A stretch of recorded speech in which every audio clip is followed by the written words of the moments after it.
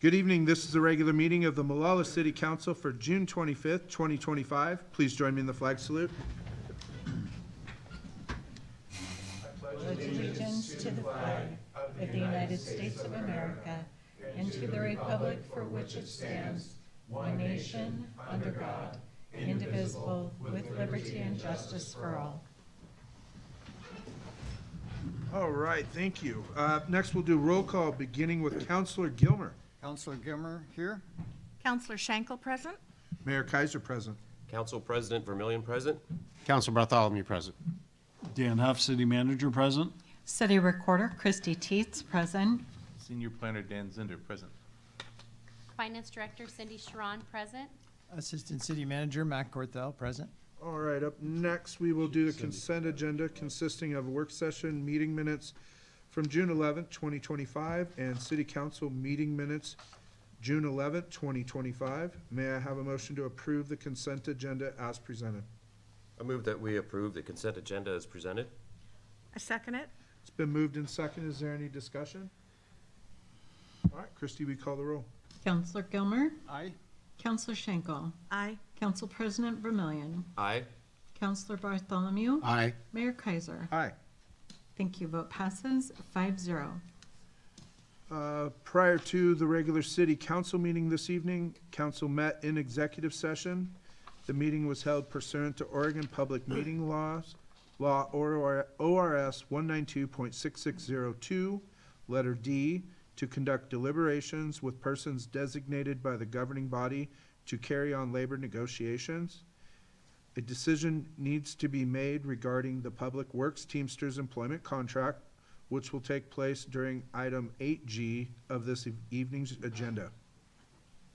Up next, we will have public comment. Citizens are allowed up to 3 minutes to present information relevant to the city, but not listed as an item on the agenda. Prior to speaking, citizens shall complete a comment form and deliver it to the city recorder.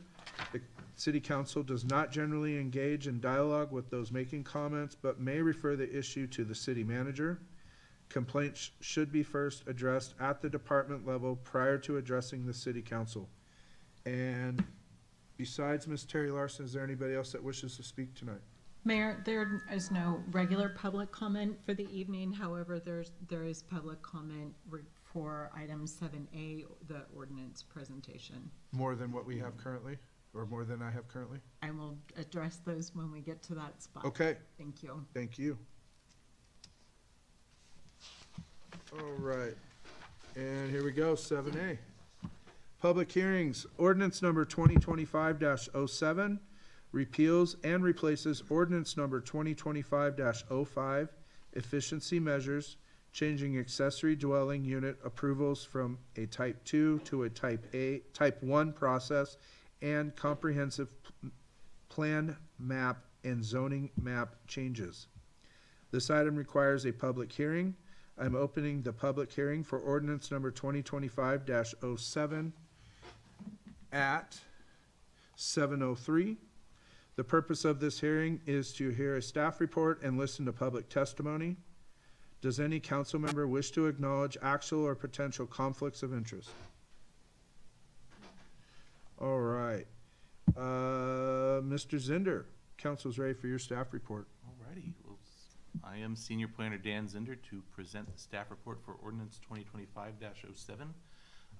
It's the efficiency measures ordinance that repeals and replaces ordinance 2025-05, and yeah, the title is changing accessory dwelling unit approvals from a type 2 process to a type 1 process, and comprehensive plan map and zoning map changes.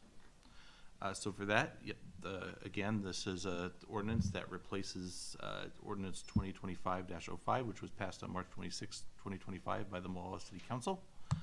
Going to run through this stuff pretty quick, as it's basically a repeat of what we heard previously, but the efficiency measures are required as part of the in conjunction with the housing needs analysis, housing production strategy prior to an urban growth boundary to make more efficient use of the land within the current UGB. it's part of our sequential review work plan.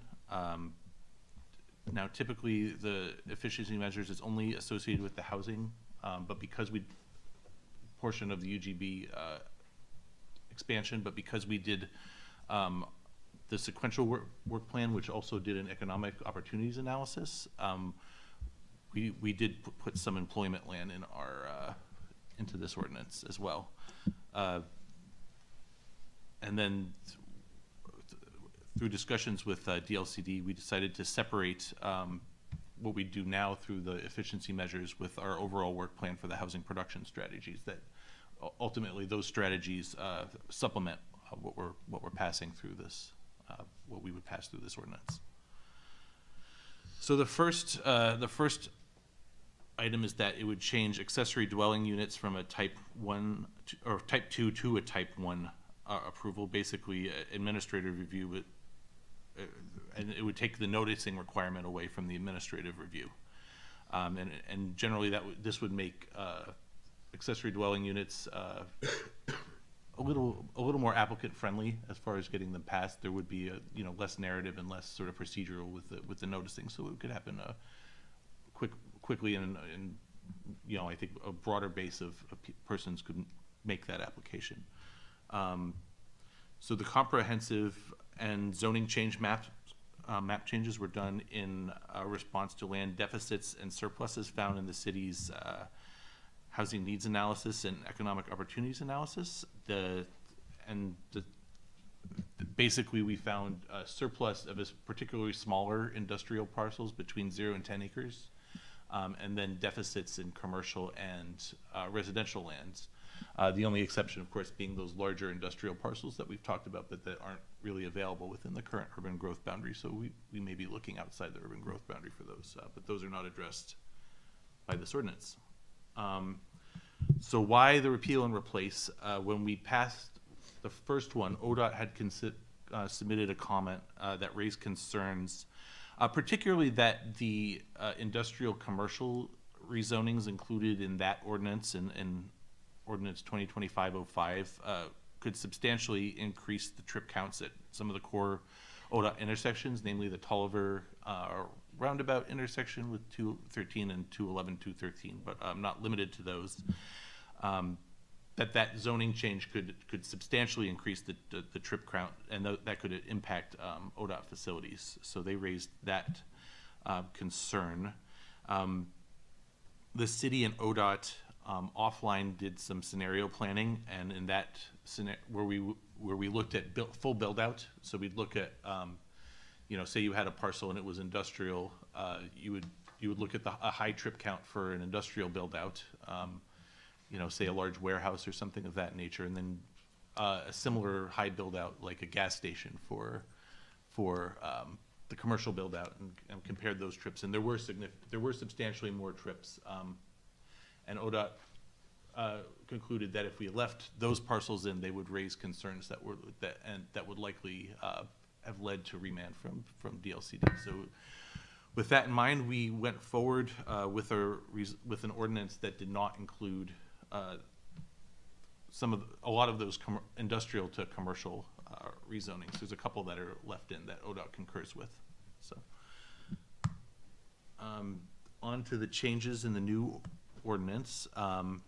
The gray areas are the areas that were a part of 2025-05, and then the remainder of the orange is medium high density residential. The darker yellow is medium density residential, and the light yellow is low density residential. And then there's a couple pockets, a little bit of central commercial in the downtown core. And then a couple parcels to general commercial. Those are the parcels that currently house the Prairie House Inn. So in this ordinance, we're also keeping the courtesy zonings in. ODOT didn't have any issue with those rezonings that for properties that were already in use for something that was different from what the zoning was. These are already approved uses, and they had no issue with that. So this is the comprehensive plan map changes, and then your zoning map changes don't include areas that are outside of the city limits but are still within the UGB. So from that's comprehensive again, and that's just zoning map, proposed zoning map changes. So yeah, with the residential changes, we gained 11.35 acres of unconstrained land, and 9.5 of which are vacant or possibly vacant, which could account for, and I think this number will have changed since with the goal 14 analysis, but somewhere around 60 of the 1,098 needed low-density housing units from the HNA, 21 or 27 acres roughly of unconstrained lands is gained in R2, which could account for roughly 250 of the 499 needed medium-density residential housing units identified, and then the 7 acres roughly of R3 land that would be gained could account for the all of the R3 need identified in the HNA. So for the commercial land, there's the 2.5 acres of unconstrained land that's vacant or partially vacant. That's that downtown portion that are gained, and then about an acre which is dedicated to the Prairie House Inn and sort of insubstantial to the to our land need.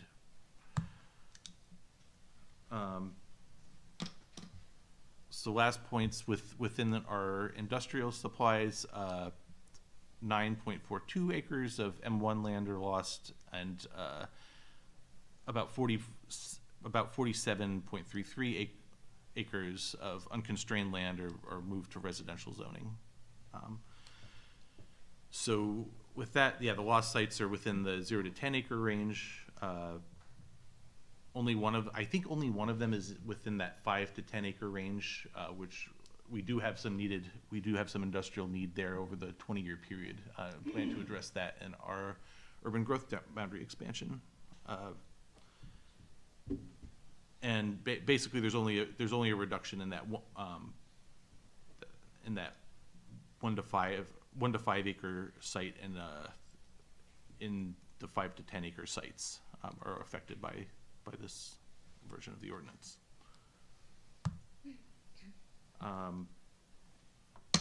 So this outlines our public process for the recent courtesy notice and Measure 56 for both the original ordinance and the repeal and replace.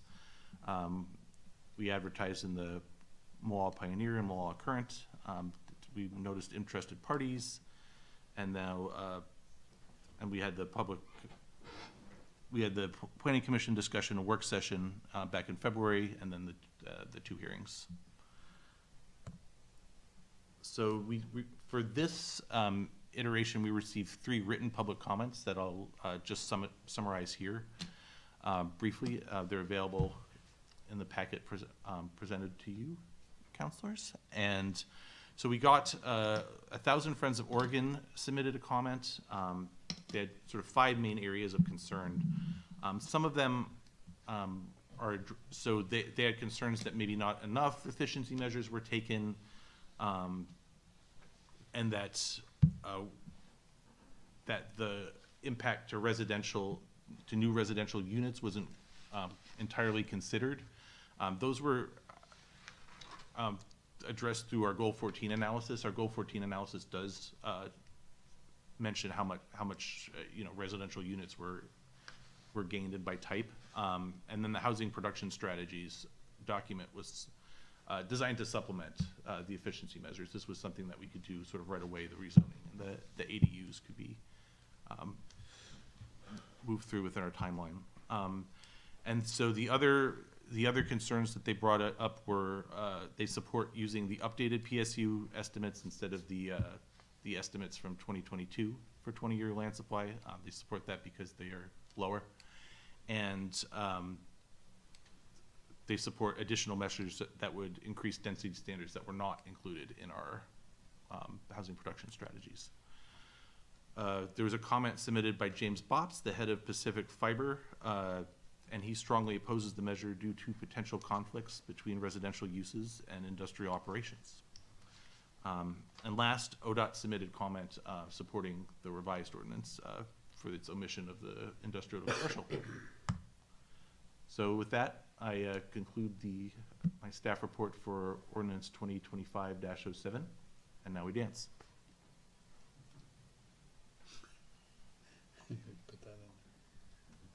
Christie, can we go to public comment before we get into questioning, or before council starts asking questions? That's up to you all. Is that okay with council? Okay. Terry Larson, I'm not sure if you're for or against it, but come on up and state your name and location you live at, and you'll have 3 minutes.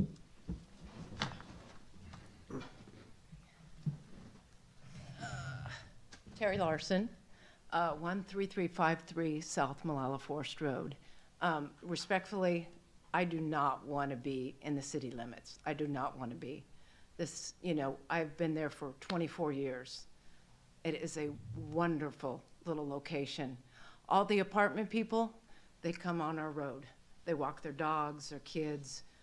It's really nice. At least 200 people a day on that road. So I really don't want to see any improvements or anything or be annexed in. It's just, it would really force me to leave because I can't afford to have more taxes put on me. I'm taking care of my folks now, so I can't absorb anymore. So please, please, please don't touch it, at least till at least for 20 more years when I have to retire and move on. I appreciate it. Thank you. Thank you, ma'am. Was there any other public comment for tonight? No other public comment present, but I do have an announcement to make regarding the submissions that you all have printed in front of you this evening. Because I was concerned about the length of the submissions that were received, I did seek legal counsel regarding reading these into the record tonight before the ordinance reading. And that's not required. What is required is that I have provided to all of you, and that it will become the part of the meeting minutes for the final packet for this meeting. So I just wanted to relay that to all of you. Perfect, thank you. Certainly. Council, have you all had time to read all the submissions that were presented to us tonight? I did, yes. Okay. Terry, thank you for coming up and giving your comments. And one of the reasons why I wanted to get public comment out of the way is more or less because it gives me time, a few minutes to calm down, because anything that comes up with our land and ODOT and the state, it is a very tense moment for me. Yeah, well, appreciate you listening. First off, and this is just personal on me, it's nothing against staff. I appreciate you guys tolerating ODOT. I really have a lack of care in some of their opinions right now. They've tried to lie to us and throw the roundabouts too small to handle traffic flows and traffic patterns when we brought up the suggestion of taking the UGB to the north. They don't handle our needs with Main Street in this city, but yet they come to us and they say, oh, we don't like this, you need to do this. And it's a real trigger to me, and it's very, very irritating. They won't listen to us, but we have to listen to them, and at some point that bubble's gonna pop. And I don't know when, but the UGB process, I made it very, very clear last night in a live stream, I'm not going to personally vote for the UGB to go to the north, okay? Sir. I think you were meaning to say south. South, sorry. Sorry. I told you, this gets me irritated, and it's just, I'm not voting for it to go to the south. We have plenty of opportunity, people interested in it going to the north, and I really want people to know that you're being heard. It's not economically, and I understand everybody's situation in the south, why you don't want it there. We may not align on why. It's not economically sound for the city to go to the south. Nobody's gonna develop. It's also very hypocritical of the state telling us to go that way when the governor has mandates on affordable housing and more housing, because no developer in their right mind is gonna develop houses to the south of this city. It's not economically feasible. These changes, especially on the property between Hart and Shaver, I understand, I did read the one letter that came in from Pacific Fiber. And is there something we can do with that property? It's no secret, I grew up in Portland. I watched the decimation of Portland Speedway. They built a great racetrack near Delta Park. Houses started being developed. The houses started complaining about the noise, and boom, Portland Speedway was gone. I don't want to see us lose a business here in the city. We're better than the state. We don't lose businesses here. Is there something we can do to make sure that if Mr. Vest decides to develop that property with houses on it, that there can't be future councils, people coming in and making noise complaints and everything else with Pacific Fiber and all that business that's in that corner over there? Yeah, there are some tools available to help, because inevitably you get uses that end up abutting one another. 'Cause at some point, you know, the residential has to stop, the commercial has to start, the industrial has to start, those sorts of things. One of the tools I've seen used pretty regularly is deed restrictions. So when folks are coming into a residential property that's already positioned near like an established industrial site, there'd be a deed restriction on that property that acknowledges that's next to an industrial site, and that, you know, certain complaints. Now, I'd have to do some more research into that because we have not used those, and I do not have personal familiarity with them as far as implementing them, but it is a tool that I'm familiar with. Is that something that we would have to amend this with, or is it something? That would be a future development code amendment, and one of the things you guys could obviously do is kind of direct that, obviously from your position, that we look into how to ensure that those uses are as, you know, reasonable as possible as far as being next to one another. Okay. Council? Yeah, I just want to echo too what the mayor is saying. This counselor is not going to vote for UGB going to the south, that's for sure.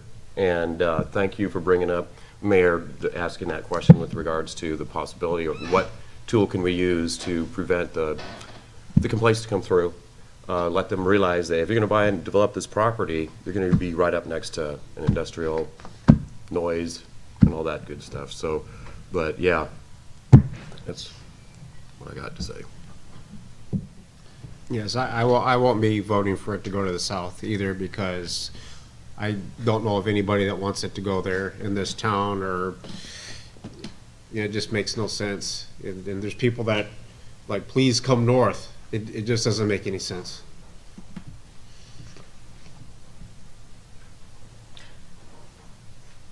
I'm not gonna comment on that part, but I don't wanna see what happened to Scott Manufacturing. Scott's, they got shoved out of town when the trailer park over here got put in because there was too much dust and stuff, and I don't wanna see that happen to Pac Fiber. So I am concerned about that section there that, on, what is that section? Hart and Shaver. Hart and Shaver, yeah. So I wanna make sure we make allowances for, or to protect them for that. And I staff hears exactly what you guys are saying. I think it might be wise, because I am not as familiar as I need to be with the potential for deed restrictions and some of those other things, that it may be wise to table this so that we can bring you back information. You guys can make a determination as whether what's available to you and to the city, to make sure those uses are as compatible as they can be. I think it's, given the concerns I'm hearing from the majority of the council here tonight, it seems to make sense to me. And I know it's a bit of a setback, but I think it's the right thing to do so that we can provide you guys real life information and not conjecture, which is what I'm kind of doing right now. It is conjecture because, like I said, I'm not 100% familiar with those. I know they exist, but I don't know the shape of them or the requirements of them or anything else. And so I'd like to be able to provide you guys better information so that I can be sure we can address those concerns, or conceivably not rezone that property. Right. Right, so, so that is certainly an option, and one that, you know, we want to make sure we get it right. As always, staff's not interested in being right, we like to get it right. And this is one of those cases where I just don't have enough information. It's conceivable that Mr. Zinder or Mr. Huff, yeah, so I think we're looking around the room, and it seems like more research would be warranted as far as to address your guys' concerns, vis-a-vis the compatibility of uses in that area. And honestly, I want to thank you guys for bringing this to us. If it wasn't for the fact that somebody brought information to the table at 11 hours and 59 minutes, we wouldn't probably even be discussing part of this right now. Just word to, in the future, if people want to bring stuff past our city recorder's time for public comment, we do have the right to accept or not accept it. So please pay attention to when you guys are supposed to put in public comment. Because, you know, there's enough businesses leaving this state right now. I don't want to egg another on, but in the future, we may hold to those rules. But I appreciate all the work you guys did. This is no shame on you guys. It's just trying to protect what few businesses we do, and especially a logging business in our city. We don't have very many left. So we need a motion. You do. Please. I will make a motion to table. To the next meeting. What? Yeah, To to table table it this to the next. until city staff has more information Yeah. on this, and then they can bring it back to us on a future agenda. I'll second that. It's been moved and seconded. Any discussion? Christie, will you call the roll? Counselor Gilmer. Aye. Counselor Schenkel. Aye. Council President Vermillion. Aye. Counselor Bartholomew. Aye. Mayor Kaiser. Aye. Thank you. Motion to table passes 5-0. All right, and I don't need to do anything about ending that public hearing officially, but since we tabled it, correct? Yes. Okay. I'll Never tabled anything off a public hearing, so I just wanted to check on the formality. I'll note it in my notes, Mayor. Thank you. Thank you. So we are going to take item 8A off the agenda then? Okay, we will remove, we don't need a motion for that now? Cool. Moving on. This is gonna be a short meeting tonight. All right, resolution number 2025-10, establishing a park fee in lieu of land dedication. Mr. Corthell, can I have your staff report, please? Thank you, Mayor, and good evening, council. So this is, you guys have been aware that this was coming back to you. Earlier this year, you guys adopted an updated Parks and Trails Master Plan that also contained several parks-related amendments to the comprehensive plan. One of those amendments was a reduction in parkland needed, or parkland dedication per capita, from 10 acres per 1,000 residents, which is a very high standard, to 7 acres per 1,000 residents. The implemented ordinance for the new policy also rectified an issue that has cost the citizens of Molalla a significant amount of parkland over the years. This new ordinance requires dedication or fee in lieu instead of making it voluntary or by happenstance. This resolution is the last of the implementing documents for the new policy and allows staff to begin implementation in the city's processes. This resolution proposes to use the total market value of the property in question, meaning the sum of the pre-development land and building market values. The reason staff is proposing this as the basis is that when land is dedicated, the developer loses a value that exceeds the bare land value or the tax assessed value because it would sell for the market value or greater once developed. So for instance, I'll just give you guys an example. If someone's building a subdivision that's 100 units, let's say, and they have to give a parkland dedication and that's equivalent to one lot, they're not losing the value of one lot of bare land. They're losing the value of one developed lot. So that's what the developer who's required to give a dedication is having to dedicate. The developer who has to give a fee in lieu, if we don't use that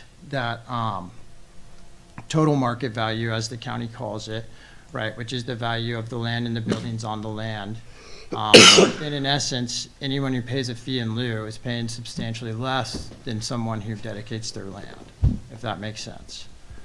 So you can think of it as an opportunity cost. So the developer who dedicates land is basically saying, hey, here's one house that I'm not building, that I'm giving to you guys that I could sell. The person who dedicates bare land, if we use the tax assessed value, they're giving something substantially less than that, right? An undeveloped piece of property that's not at market value. So you're talking about a substantially less of a, it's a little bit unfair, I suppose is what I'm getting at, between the developer who dedicates land and the developer who would pay the fee in lieu. Unless we use this real, or total market value, which still is probably not nearly as high as a newly developed lot, but gets us much closer to fairness between the two standards. So that's why staff's advocating for the market value, is a fundamental fairness issue. Let's see. So the resolution itself, that's kind of the end of my staff report, but the resolution itself kind of spells this out. The park fee in lieu payment would equal dedication acreage calculated under the new ordinance you guys passed. So the amount of land that would need to be dedicated divided by total buildable acres, so net acres, times the total market value of the properties. So if there's, sometimes you can bring 5 properties in as one subdivision or something like that. So that's why it says properties, but it's really just the property in question. So if you guys have any questions, concerns about that, I'd be glad to answer any of them. All right. Since there's no questions, is there a motion? Oh, I'm sorry. Go ahead. I have one save round. The other thing I wanted to point out that I think is very important to both the public and the council is that the use of funds, this resolution makes explicit that all fees collected under this resolution shall be used exclusively for the acquisition, development, and maintenance of public parks and recreational facilities. So this money can't be used to pay someone's salary or buy a new police car. This money is for parks and parks only. perfect. Is there a motion to approve, amend resolution number 2025-10, establishing parks fee in lieu of land dedication? I move the City of Molalla adopt resolution number 2025-10, a resolution of the City of Molalla, Oregon, establishing a parks fee in lieu of land dedication. Second. It's been moved in second. Is there any discussion? All right, Christie, we call the roll. Counselor Gilmer, Aye.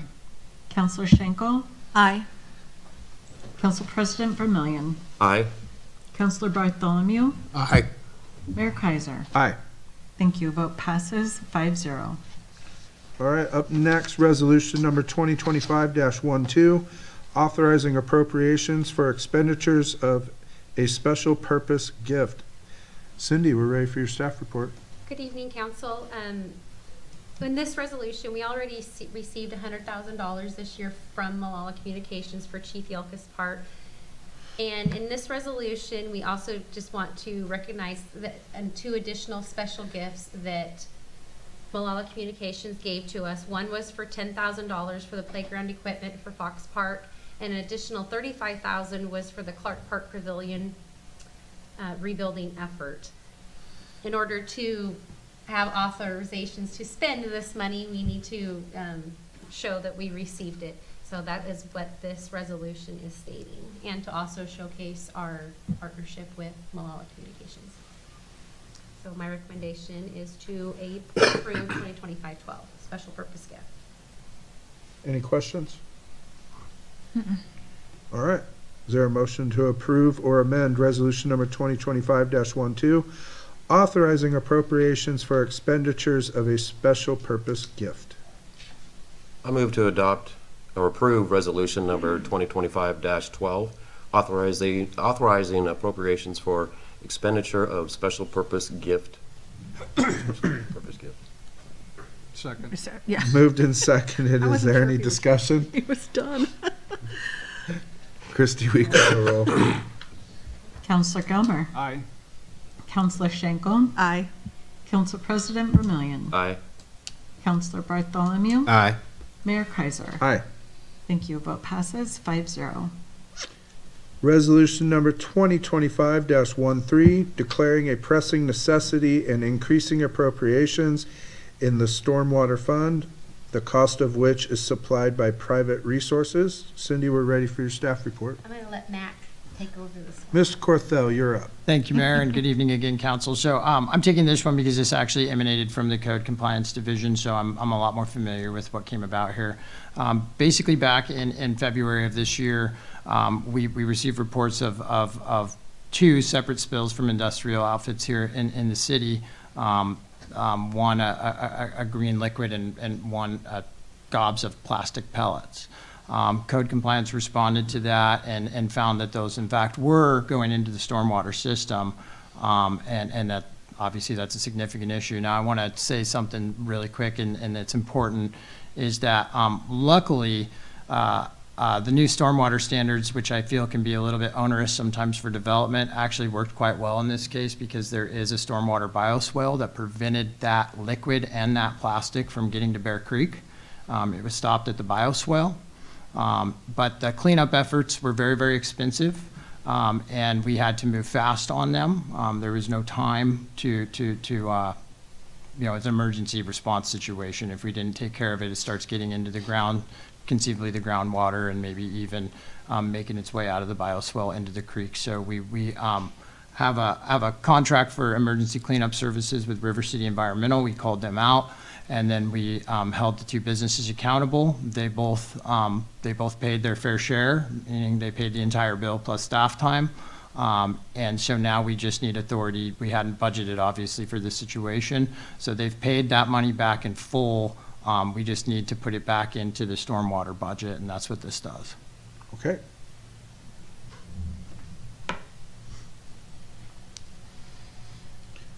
Is there a motion to approve or amend resolution number 2025-13, declaring a pressing necessity and increasing appropriations in the stormwater fund, the cost of which is supplied by private resources?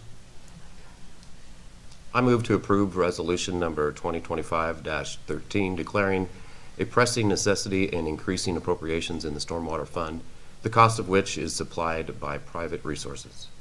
A second? Moved in second. Is there any questions or discussion?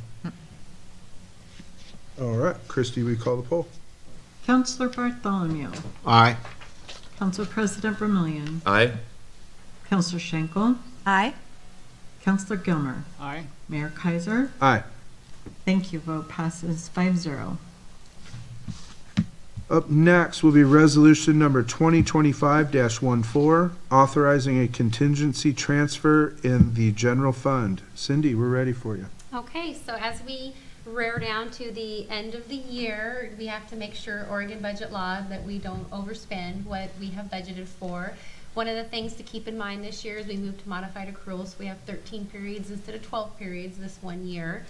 So as I look at that, I have to, make my best guess of where I think we're gonna end. And we're gonna be pretty close in some of the areas in the general fund. And these costs were due to adding the audio-visual equipment in the council chambers, some related consulting costs, legal fees related to the telecom franchise agreement, costs of the new webpage, payment for June preliminary audit work, and increased postage and records management costs. So what I would like to do is move $100,000 from our contingency into our general fund, just so I'm not saying that we're going to spend all of that. It's just to give us a little bit of buffer in that 13th period so we don't violate any of budget law. And then for court, we had to also make some changes. We had some staffing adjustments and some wage increases. We had some equipment and training costs. We increased the court security costs. We had those additional defense attorney fees that I had spoke with you about in a previous council meeting. So, and then there, I would like to put an additional $50,000 into the court out of the contingency. So my recommendation is to approve $150,000 from our contingency into our budget. All right, thank you. Is there any questions? All right, is there a motion to approve or amend resolution number 2025-14, authorizing contingency transfer in the general fund? I move to approve resolution number 2025-14, authorizing a contingency transfer in the general fund. I second that? It's been moved in second. Is there any discussion? Christie, will you call the roll? Counselor Gilmer, Aye. Counselor Schenkel, Aye. Council President Vermillion, Aye. Counselor Bartholomew, Aye. Mayor Kaiser. Aye. Thank you. Vote passes 5-0. Up next will be resolution number 2025-15, declaring Counselor Raylyn Botsford's seat vacant. Christie, can we have your staff report, please? Yes, thank you, Mayor and Council. So as you know, on June 11th, our office did receive resignation from Counselor Botsford. So declaring, pardon me, we received her resignation. We made the announcement at the last meeting. This resolution vacates her position. In addition, I have created a recommended outline of how to move forward with this. That, of course, is council decision. But I did kind of look at the calendar. My suggestion was to receive applications between tomorrow's date, assuming you approve the resolution, between tomorrow's date and August 15th. That we would interview candidates at our August 27th work session and consider an appointment at the August 27th regular session. Perfect. Is there any questions? All right. Is there a motion to approve or amend resolution number 2025-15, declaring Counselor Raylyn Botsford's seat vacant? I move Molalla City Council to approve resolution number 2025-15, declaring Counselor Raylyn Botsford's seat vacant. Second. It's been moved in second. Is there any discussion? Christie, we call the poll. Mayor, I have a question before I call the vote. Is the timeline that it was recommended by my office, is that acceptable with council? Yes. Okay, great. I'll move forward with that. Thank you. So calling the vote, Counselor Gilmer, Aye. Counselor Schenkel, Aye. Council President Vermillion, Aye. Counselor Bartholomew, Aye. Mayor Kaiser. Aye. Thank you. Vote passes 5-0. All right, up next will be resolution number 2025-16, adopting the Teamsters labor contract for 2025 through 2028. Mr. Carethel, can we have your staff report, please? Thank you, Mayor. As you guys know, we renegotiate the Teamsters labor agreement every 3 years. This was the year for that. July 1 is when the contract would go into effect. This year's negotiations went fairly well. There was a lot of give and take, and we believe we've rectified some fairly fatal issues with the contract that will allow the city to proceed on a much better footing in the future. All right. And just for the public, this is what was discussed at our executive session tonight. Any questions for Mr. Corthell? All right. Is there a motion to approve or amend resolution number 2025-16, adopting the Teamsters labor contract for 2025 through 2028? I move to approve resolution number 2025-16, adopting the Teamsters labor contract 2025 through 2028. Second. It's been moved and seconded. Any discussion? Christie, will you call the poll, please? Counselor Gilmer, Aye. Counselor Schenkel, Aye. Council President Vermillion, Aye. Counselor Bartholomew, Aye. Mayor Kaiser. Aye. Thank you. Vote passes 5-0. General business, July City Council meeting. Mr. Huff, you're up. Thank you, Mayor. The item next on your agenda is a discussion for you guys to all have regarding your next meeting, which would be July 9th. I have a few other dates that I'd like to talk to you about as well before you vote on that. But July 9th is would be your next regularly scheduled council meeting. Both myself and Mr. Corthell will be at the city manager conference that week, so we will not be present. We've also had a few things that we were kind of tentatively earmarking for that meeting that need to be delayed. As you know, recently we've had a couple of things that have kind of popped to future meetings, and so we're recommending that you all formally just cancel that meeting.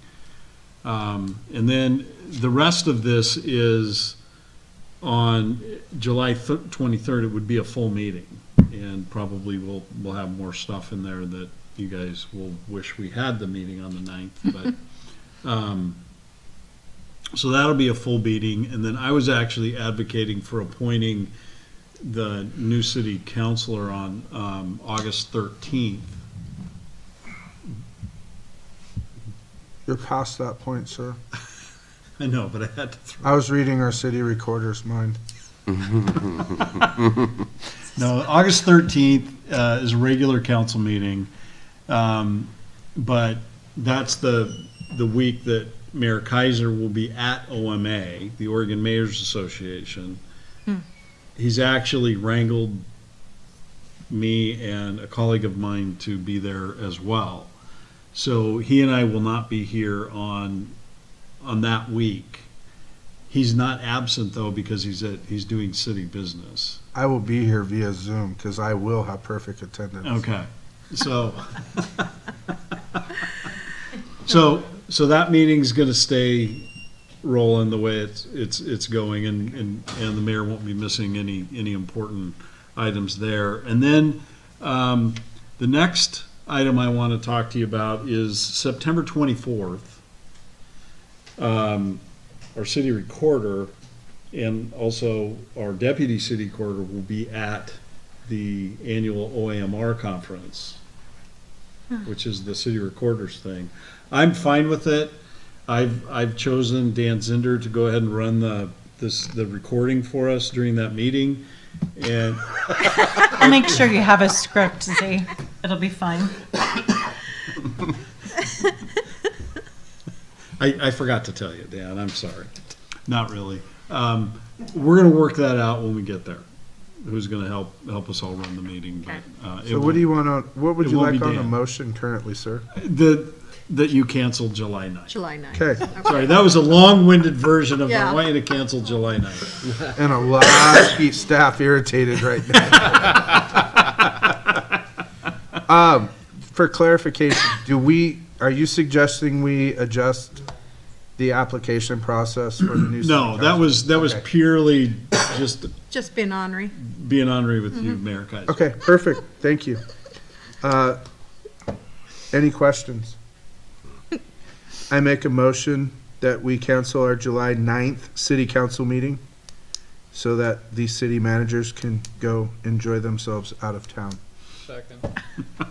It's not really what they're doing. Been moved and It seconded. really wasn't the point. No. It's been moved and seconded. Christie, will you call the roll? All right. Counselor Gilmer. Aye. Counselor Schenkel. Aye. Council President Vermillion. Aye. Counselor Bartholomew. Aye. Mayor Kaiser. All right, Thank you. Vote passes 5-0. everybody enjoy the next month off. Yeah. Ms. Corthell, we haven't forgot about you. I saw you sitting over there so quietly, not wanting to be picked on.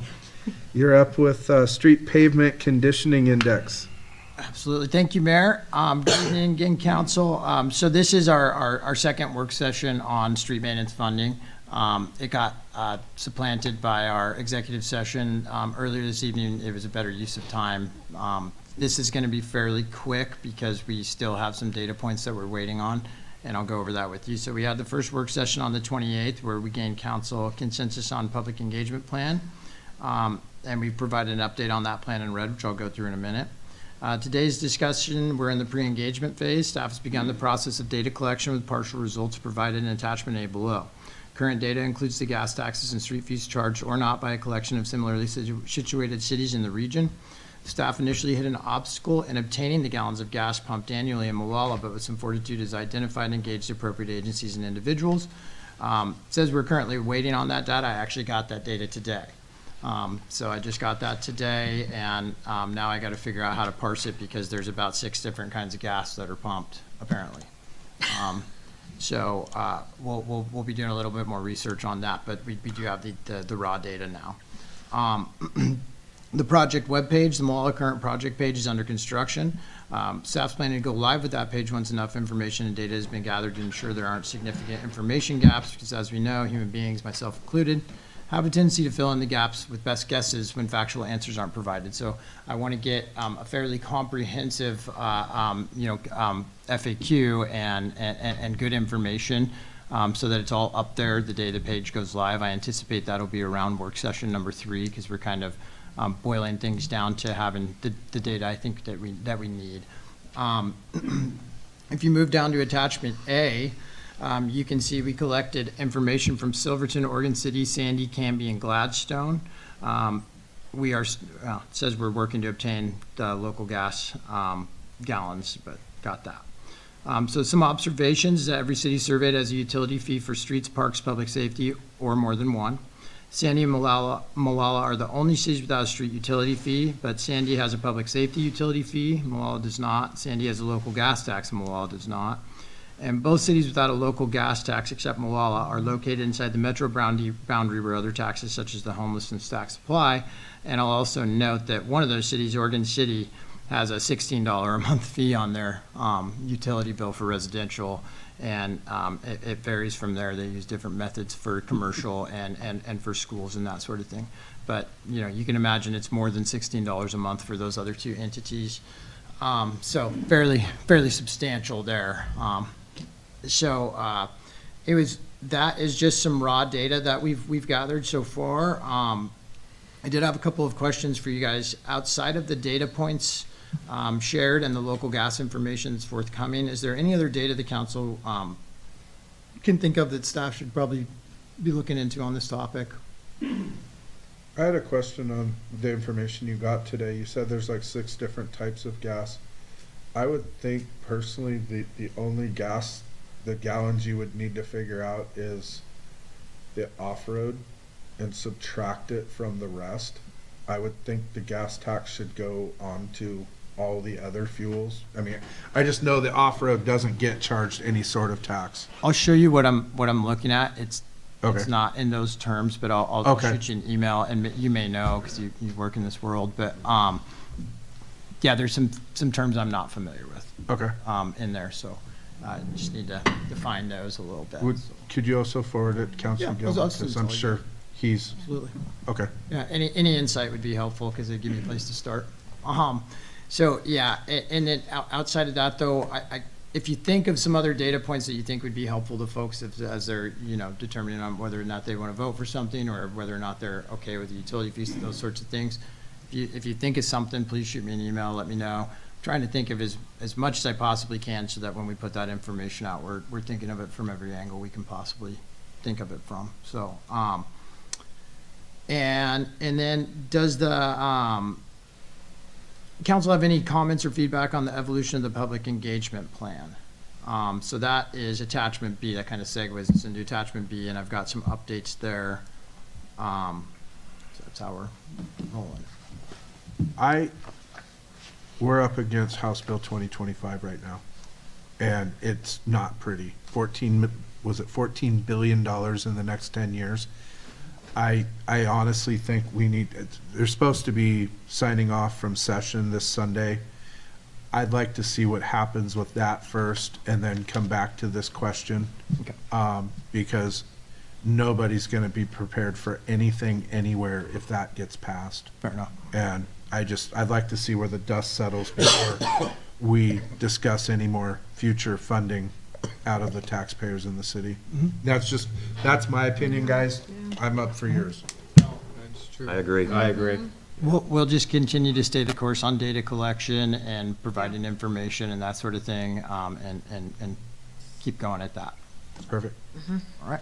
That is all I have. I'm sorry it's a little bit shorter than I had hoped tonight, but we just didn't get the data we needed Okay, in total, so. perfect. I appreciate it, sir. Thank you. Up next, sign consideration for the Parks CPC. Counselor Gilmer. So what we discussed at our last Parks meeting, they would like to have a signage, and they're trying to put some humor into it, so attached is a copy of what the sign that they submitted. And we need some feedback of that sign so we can take it back to the committee and with any changes you want to do or suggestions on how we need to have the sign, or just do something completely different. Okay. So any comment on it to take, It is funny. Um, I'm not sure. I'd like to see two changes. I'd like to see where the check boxes are. I'd like to see something more positive. The first statement, for everybody who can't see it, the signs say, "Why are you littering?" The first comment is, "I'm a jerk." The second one is "I don't care about national areas." Third one is "Mommy still cleans up after me," and the last one's "all the above." And I think there's something a little more humorous that could be in more of a positive note. And then I'd also like to see whatever sign comes back with our city, more of our city colors instead of more Forest Service colors. Something that matches our color palette to, it's mostly blues and reds and teals and greens, depending on which sign you look at. I think it would look a lot better in our parks. okay, I wouldn't be interested in making a motion for that until we see the edits come back. okay. Any other suggestions? Yeah, I'm with Mayor too with regards to the colors for sure. Obviously, this is, matching what national forest parks are probably doing. The other, along the lines of this humor, I was thinking about that also, and some ideas I thought of, we could have signs above where our trash dispensers are, such as here it is, here's your trash bin, or maybe in the entrance of the park, here's a map of where you can find your garbage. Make it, maybe even, what was it, there's also possibly maybe make it some kind of a, what do you call that, a hunt? Treasure hunt. Treasure hunt. But anyway, there were some ideas I was thinking along the lines, because when I first saw this, I like the idea of being humorous. But maybe this is just a little too pointed, a little negative humor. Maybe we can spin the positive humor, make it a fun thing of, hey, here's a trash dispenser. You might find a treasure nearby or something. Anybody else? No, I think something funny is a good idea. I love that. I like the "I am a jerk." Sorry. Maybe because I'm always saying that. You're such a jerk. Anyway. Is Yeah. anybody interested in making a motion tonight, or would you like to see the edits come back? I'd like to see edits. Same. Okay, Okay. Perfect. we'll get edits. All right. Thank you, sir. All right. Up next will be staff communication. Mr. Zender, you have anything to report tonight? Nothing more. All right. Cindy? I don't think so. Christy? No, thank you. Thank you. Ms. Corthell? Oh, thank you, Mayor. Wastewater treatment plant project is moving along well. A couple more pours today. Gosh, for you counselors, if you haven't had a chance to make it out there, I highly suggest you get a hold of me and go take a look. It's really pretty cool. I mean, I think Counselor Gilmer sees this a lot, but I don't. And it's really neat. Just how much concrete they're putting on there, how much metal. There's got to be 1,000 pieces of conduit in the control building that are daylighting. I mean, it's just probably more like 500, but still, it's pretty amazing. And even for a town, as medium-sized as we are, I can only imagine what it looks like when there's 1 million people. But it's pretty neat stuff. So highly suggest if you get a chance, give me a buzz and we'll get you set up with Seth to go take a look at that. Let's see. What else do we have? You guys on the 23rd can look forward to the water intake pre-design report. That is complete. We've done our final review, made final edits, and you'll actually hear from Gordon Monroe at Tetra Tech will come out. Very skilled engineer. I think he might have built the first intake out here. He's been around for a long time, but very interesting guy and a great teacher. I've learned a ton from him just through this process. So I think you guys will find that very interesting and hopefully be selecting which intake style you want. We've kind of boiled it down to the two that will work the best out there, or that are functional and not cost prohibitive. Well, they're all expensive, but these are the most reasonable, I guess we would say. So he'll be coming out to see you guys and give a presentation on that. We are hard at work on cured in place piping in kind of the Old Town neighborhood there between Molalla Avenue and like Eckerd, and out there in that kind of southeast portion of the town, if you will, or portion of downtown. So that cured in place piping's going on out there. That's why you're seeing trucks and folks with cameras and that sort of thing. There will be some significant traffic control on the highway. I believe that's going to be night work. I think we put a post out about that. I don't know the exact details. Started last night. Okay, yeah, so that's, glad we put a post out about it. So, yeah, they got the Jess and the rest of the folks are doing a good job of keeping people informed. And then, so the cured in place piping, just finished Matthias with paving. That's the last of our paving projects for this fiscal year. And then once the budget turns over, we'll be diving into a whole nother set of those from the CAPS plan. So that's coming along. And then we are working on a similar 5-year on-call type contract for crack seal and slurry. So our on-call paving contractors have that capability. We tried to piggyback with the county, but they do that in-house. So there wasn't really a contract for us to piggyback on there. So we determined that we've found it to be a very, very effective approach, both in terms of cost and in terms of working relationship, to have these kind of extended contracts. They're really effective. You get to have a relationship with the folks that are doing the work, and it pays dividends when it's like, hey, we've got this weekend to get this done. Can you get it done? They tend to say, oh yeah, we'll figure it out for you.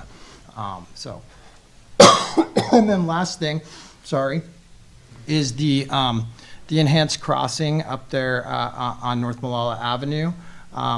As you guys probably know, we hit a little bit of a snag. We found out during survey that the sidewalks weren't really owned by the town. It wasn't right away.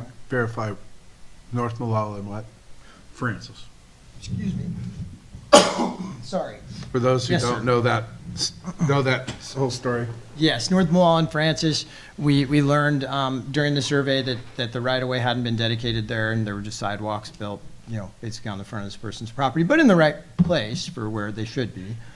So they were super amenable and said, hey, yeah, let's just get the paperwork done. So we had to take care of some paperwork stuff, so that got delayed a little bit, but we still are anticipating and have our ears pinned back to make sure that that's up and running before school starts in the fall. So we don't have any reason to believe that won't be, but we're going to be close. So. Is that it? Yes, sir. Question for you on the crack slurry, that is a mouthful, Isn't it? contract. When are we looking at putting that contract out?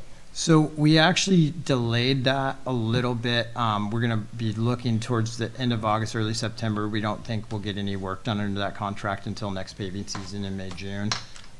We were already kind of looking at it and saying, hey, even if we get this out right now and get it turned around and get a contract in place, I mean, we're pushing up against the end of the year, and we've already got our projects going for this paving season. So we're pretty tapped out as far as being able to handle more. So we just thought it makes a lot more sense to go ahead and just get that out towards, late August, early September, in anticipation of having that start up in next June. And when is our paving contract end? 2028 Oh, wow, that was a long one. is 2023 to 2028. Okay, I didn't realize it was so long. That's a bummer they can't do that. You would, We can do 5-year on-call contracts with them. right, no, I meant the crack slurry with. Oh, yeah. Alk. Yeah. It's a bummer they can't do it. It really is, yeah. So I think in the future, it'd be nice to, when we redo that contract, that becomes all one contract. Because there are companies that can do it all. Yes. It would make a lot more sense It- instead it- of having to call 2 different vendors. It would, and I won't disagree, it would be easier, especially in terms of staff, staff time and that sort of thing. The one thing I think that we kind of think that it might be an advantage is that, we have 2 big bodies of work and one entity. it can sometimes be a little bit much for them, whereas, as opposed to, having two different entities performing it, because they're both, fairly substantial. But that's, this year and next year will look a little different, because as I said, we can't afford to do the amount of street work we're gonna be doing in this coming fiscal year every year. Can we, when we do bring the contract back to us, can you look at the crack slurry ending at the same time as the paving? That way, if we decide to go with one company, we can marry that together. If not, then we can put it out as separate contracts. Does that make sense? It does, except for, we'd be limiting we don't have to use them. Okay. Signing a contract with Hauk for 5 years, we could never, ever use them. We could go out and contract with someone completely different for paving if we wanted to. It just gives us the ability to go directly to them. Okay, gotcha. All right. Anything else, sir? No, sir. Any other questions? Ms. Truff? Oh. First thing, I will be off on Friday. My grandson and Counselor Schenkel's grandson are playing in the Clackamas County baseball tournament, and it starts then. So there's 2 games Friday. So Aren't we lucky? now, I, for one, I know, you love never make an baseball. excuse of having a sick person at home, but somebody else I know does that from time to time. Wow. I really had a sick person at home. So it's pretty cool. The kids are pretty excited. It's fun. So winning is better than just having fun, I'll tell you that. Tomorrow I have another library task force meeting. So it's amazing how much competition happens at library task force meetings. It's just an amazing thing. One of the things I did want to talk about that is more serious is when I first got here and we were kind of starting to become a little bit more healthy in Molalla, we decided to use the 4th of July events, the Buckaroo, the parade, as kind of a benchmark where we can stop and make sure that when people come into town to go to the Buckaroo, or they're coming in town to go to the parade, that there's something new every year. We can use that as a benchmark, and we've been able to do that every year since then, and that was, quite a while ago. This year is no different. If you look around and you really stop and think, we have a number of things that are new this year. The police facility isn't finished, but when you drive by it, they paved today, and it looks pretty cool. I know I sent you all some photos today, if you saw those. Matthias is done. If you haven't driven on Matthias, it's a pretty cool roadway that they did. There's some improvements in front of Bolander Field that people will be able to experience, and all the things that happen on that field, not just the Buckaroo, but Celebrate Molalla, National Night Out. Those bollards, can be moved in whatever way you need them for whatever event you're having. They don't have to just be one way. So anyway, I just wanted to say we've been able to do that every year, and this year's no different. And I'm really proud of the people that work for MAC, and I'm proud of what our police are. I'm proud of all of our employees. They work hard. They do a great job. And if you haven't been out to Clark Park to see the new pavilion that was half erect for who knows how long, it's just really high quality, and it wasn't just the contractor who built it, but our crew stained it and finished it. They've just done a great job. And so I wanted to make sure that we got that out there, and we haven't stopped doing that, and we were able to do that this year.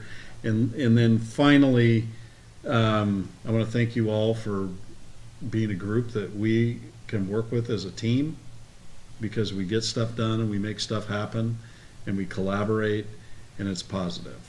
So, and that's real, because it doesn't happen everywhere. So Are you referencing to anybody? in I was particular? not. Absolutely not. This is a great place to be because of those reasons. That's all. All right. Oh, we'll change it up a little bit tonight. Council President Vermillion, you're up. Oh, all right, well, the Park CPC will be having their annual garage sale, fundraiser garage sale, July 24th to the 26th. That'll be 9 to 4. They'll begin accepting donations for this garage sale on July 1st. So be prepared to hear more about that coming down the pike. The next meeting is July 17th, 5:30 at Clark Park under the new pavilion. And thank you, Molalla Communications, for your generous gift. I also want to touch on House Bill 2025, ODOT's big money grab. It's a $14.7 billion money grab. Some of the examples of how they're going to be gouging us is increase of a gas tax by 15 cents. And how about this? A new car sales tax of 2% on any new car sales and a 1% tax on used car sales exceeding $10,000. Vehicle registration fees are going to increase. An example, $43 to $113 for passenger vehicles. Your title fees, another example, $77 to $182. Road usage charge. You guys with the electric vehicles and hybrid vehicles, look out. I think you're going to be told to drive every single road. Basically, they're going to charge you per mile fees. There's a payroll tax for transit payroll taxes. They would increase from 0.1% to 0.3%. So, you don't like what you're hearing? Contact your Oregon legislature, Representative Rick Lewis and Senator Fred Giroux. Those are the guys you need to tell them how you want this to go. Outside of that, I did express earlier my opinion on where the UGB should go by stating I would not vote for that to go south. We've got the 4th of July coming up, a lot of events on the calendar. So be ready, have fun, but stay safe. That's all I got. Thank you, sir. Councilor Bartholomew. I don't have anything, Mayor Kaiser. All right, sir. Thank you. Councilor Gilmer. I have nothing. Eric summed it up very well. Yeah. Councilor Schenkel. I'll just plug all the parades. So let's remember that on Tuesday, July 1st, our Kiddies Parade will be going. That is sponsored by the Country Christian Outreach deal. I believe registration and sign-in, I think this is all free for kids. It starts at 3:45 for registration up at Bolander Field. And registration closes at 5 and judging at 5:15, and the parade will start at 6. So watch out if you're coming through town during that time. It is going to be backed up a little bit. And then let's see, the next thing would be, of course, well, the VFW does their breakfast on the night of the 3rd. It's 10 p.m., right? 10 p.m. to noon on the 4th. On the 4th. And then you've got Firecracker Run. If you want to join that, you want to contact the Molalla Aquatic Center. The Molalla Pool is in charge of that, I believe. That will start before the parade, so it usually starts going around 9:30. Our 4th of July parade will start right after the last walker. And again, they'll be at Bolander Field is where I'll try not to talk with my hands. Bolander Field is where the parade starts. Be wherever you want to be to watch the parade by 9 o'clock. The roads are going to shut down. You will not get through town. If you want to go out to Safeway, you better go out, what is it? Vic Road. Well, yeah, but you need to go, like if you're over on that side of town, you'll have to go out to Vaughn Road and then to Vic Road to get that way. Or Molalla Forest Road is usually open during that time. Yeah. So to go up and around, you will not get through Molalla. And then say, well, I didn't know this goes on. Every year, folks, July 4th. And then, And word of lesson, if you think you're going to drive through our parade, don't try it. It we'll be really tracked makes down our by chief cops. mad. Yep. So, once again, Councilor Schenkel, the parade is on the 4th of July? Yes, the parade is actually on the 4th. Again of this July. year? The 4th of July parade is on Okay. the 4th. And there is no, they're not doing themes anymore. So just, you decorate whatever you want. Make sure you register with the Molalla Chamber for more information. And Couple Gonna be more a events. busy time. Oh, yeah, we've got the Buckaroo kickoff on, Saturday. Saturday. And then the Buckaroo starts the 1st. First, So it's the evening of the 1st, evening of the 2nd, evening of the 3rd, and then the afternoon of the 4th, and the evening of the 4th. With fireworks every night. Yep. Somebody was asking about that, but What they night do are have the fireworks. Every- And then, of course, there's the Catholic Church with their chicken dinner. And you can get down Shirley Street and then over to Francis. But you better go back that way. So, one more. what? Did I forget? Nazarene Church is Oh, gonna have their okay, you're food new. trucks Yep. and entertainment stage set up this year. I don't know how many food trucks they're gonna have. And I don't remember the schedule except for that Trent Beaver, another local act from the church, Timothy James. Yep. And another gentleman by the name of Keenan. I didn't get his last name. They're all gonna be playing Yep. at the Nazarene Church. So if you're a fan of these people, please go check them out. I think they started in the afternoon. I forgot what time. I did see that and I forgot to write that down. I need to. Anyway, have a great time, Molalla. Right? We're Well, done. I will keep this short and brief because I've been pretty long-winded tonight. I hope everybody enjoys the 4th. There's this rumor that goes around that Molalla is 4th of July town USA. Get out and see it for yourself. It does, all the events going on, Molalla River Brewing's still gonna be open. There's still gonna be lots of the regular places that everybody hangs out that's gonna be open. Go enjoy the culture, go enjoy the food. The whole attitude of the city changes as soon as July 1st hits. The one thing I'd like to hit on is please protect your fur babies. Right now would be a very good time to go get those medications, to get them to calm down. My car is covered in dog hair because we took all 3 in today to get medication. So make sure they're taken care of. This is the time of year that everybody posts on Facebook. Our Lost my dogs dog. got out. So please make sure they stay inside during the fireworks, let them outside and get them back in and take care of them. Otherwise, if there's nothing else for the good of the order, I'm going to adjourn this meeting for a month at 8:17.